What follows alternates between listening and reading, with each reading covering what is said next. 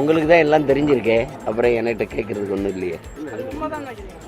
அது தெரியல. ஆனால் அரசியல் காரணங்களுக்காக வந்திருக்கலாம். ஏன்னா அதிமுக பிஜேபி ரெண்டும் இருக்குது.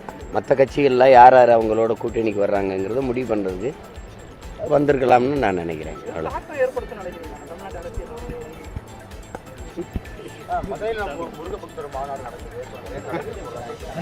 எது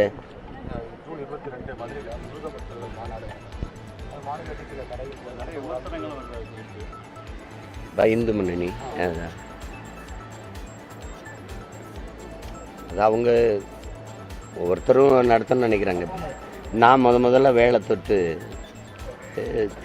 திருமுருக பெருவிழா நடத்தும்போது பெருசாக விமர்சித்தாங்க எல்லாரும். இவங்க இப்போ ஆளாளுக்கு தமிழ் இறை முருகன் அவங்க ஆர்எஸ்எஸ் பிஜேபி இந்த மாதிரி இந்து முன்னணி அமைப்புகள்லாம் ஒவ்வொரு பகுதியிலையும் ஒன்று தொடும்.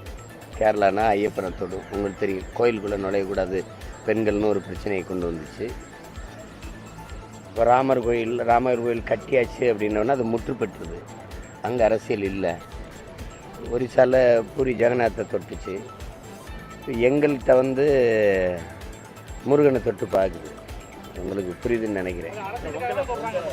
இப்போ பிஜேபி இந்து முன்னணிலாம் என்னைக்கு ஆரம்பிக்கப்பட்டது சொல்லுங்கள்? நம்ம பிறக்கிறதுக்கு முன்னாடி இருந்து இருக்குது.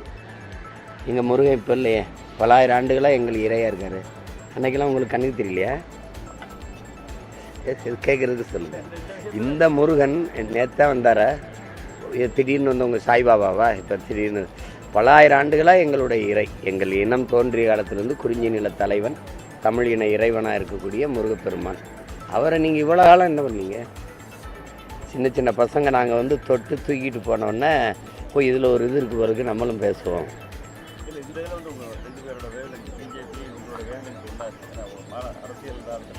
இப்போ நானும் தமிழ் பேசுகிறேன், நீங்களும் தமிழ் பேசுகிறீங்க, ரெண்டு பேரும் ஒன்றா? என்னோட இருக்கீங்க நீங்கள் ஏதோ ஒரு இதில் இருப்பீங்க. அதெல்லாம் ஒன்றும் இல்லை. நான் என் இறையை நான் போட்டுறேன், நீங்கள் போட்டுன்னா மகிழ்ச்சி அடைவேன். நாங்கள் யாருன்னு கேளுங்க.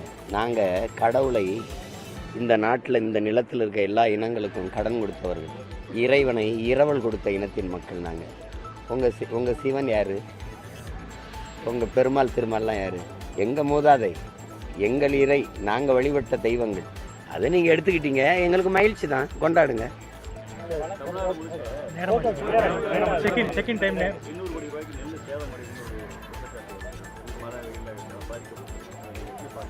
அதை பற்றி யார் கவலைப்படுவா?